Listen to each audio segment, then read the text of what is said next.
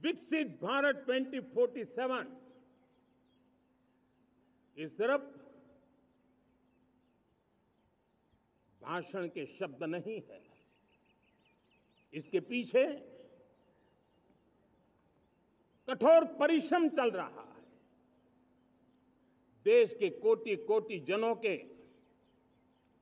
सुझाव लिए जा रहे हैं और हमने देशवासियों से सुझाव मांगे और मुझे प्रसन्नता है कि मेरे देश के करोड़ों नागरिकों ने विकसित भारत 2047 के लिए अनगिनत सुझाव दिए हैं।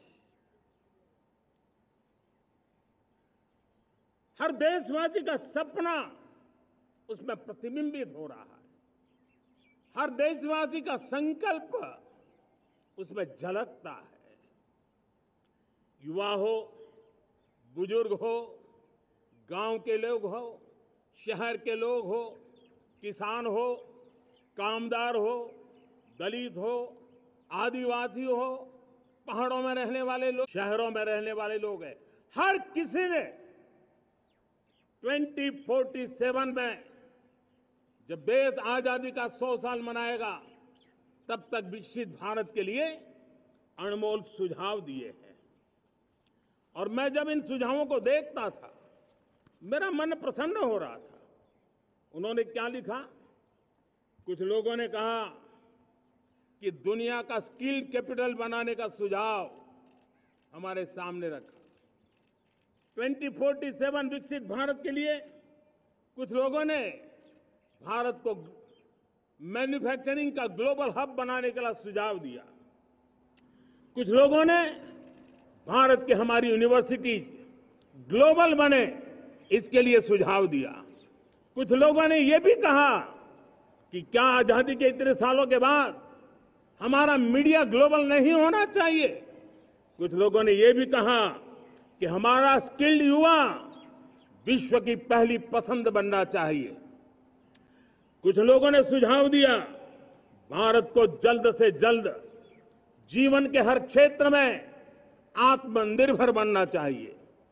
कई लोगों ने सुझाव दिया कि हमारे किसान जो मोटा अनाज पैदा करते हैं, जिसको हम श्री अन्न कहते हैं, उस सुपर फूड को दुनिया के हर डाइनिंग टेबल पर पहुंचाना है। हमें विश्व के पोषण को भी बल देना है और भारत के छोटे किसानों को भी मजबूती देनी है। कई लोगों ने सुझाव दिया कि देश में स्थानीय स्वराज की संस्थाओं से लेकर के अनेक इकाइयां हैं, उन सब में गवर्नेंस के रिफॉर्म की बहुत जरूरत है। कई लोगों ने लिखा कि न्याय के अंदर जो विलंब हो रहा है उसके प्रति चिंता जाहिर की और ये भी कहा कि हमारे देश में न्याय व्यवस्था में रिफॉर्म की बहुत बड़ी जरूरत है। कई लोगों ने लिखा कि कई ग्रीनफील्ड सिटीज बनाने की अब समय की मांग है। किसी ने बढ़ती हुई प्राकृतिक आपदाओं के बीच शासन प्रशासन में कैपेसिटी बिल्डिंग के लिए एक अभियान चलाने का सुझाव दिया। बहुत सारे लोगों ने यह सपना भी देखा है कि अंतरिक्ष में भारत का स्पेस स्टेशन जल्द से जल्द बनना चाहिए। किसी ने कहा भारत की जो पारंपरिक ट्रेडिशनल मेडिसिन है, हमारी औषधि है, दुनिया जब आज होलिस्टिक हेल्थ केयर की तरफ जा रही है तब हमें भारत की पारंपरिक औषधियां और वेलनेस हब के रूप में भारत को विकसित करना चाहिए।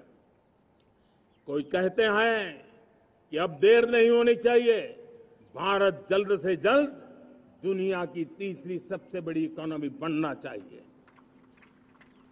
साथियों, मैं इसलिए पढ़ रहा था कि मेरे देशवासियों ने सुझाव दिए, मेरे देश के सामान्य नागरिक ने ये सुझाव हमें दिए हैं। मैं समझता हूं जब देशवासियों की इतनी विशाल सोच हो, देशवासियों के इतने बड़े सपने हो, देशवासियों की इन बातों में जब संकल्प झलकते हो तब हमारे भीतर एक नया संकल्प दृढ़ बन जाता है, हमारे मन में आत्मविश्वास नई ऊंचाई पर पहुंच जाता है। और साथियों, देशवासियों का ये भरोसा सिर्फ कोई इंटेलेक्चुअल डिबेट नहीं है, ये भरोसा अनुभव से निकला हुआ है। ये विश्वास लंबे कालखंड के परिश्रम की पैदावार है और इसलिए देश का सामान्य मानव याद करता है। जब लाल किले से कहा जाता है कि हिंदुस्तान के 18,000 गांवों में समय सीमा में बिजली पहुंचाएंगे और वो काम हो जाता है, तब भरोसा मजबूत हो जाता है।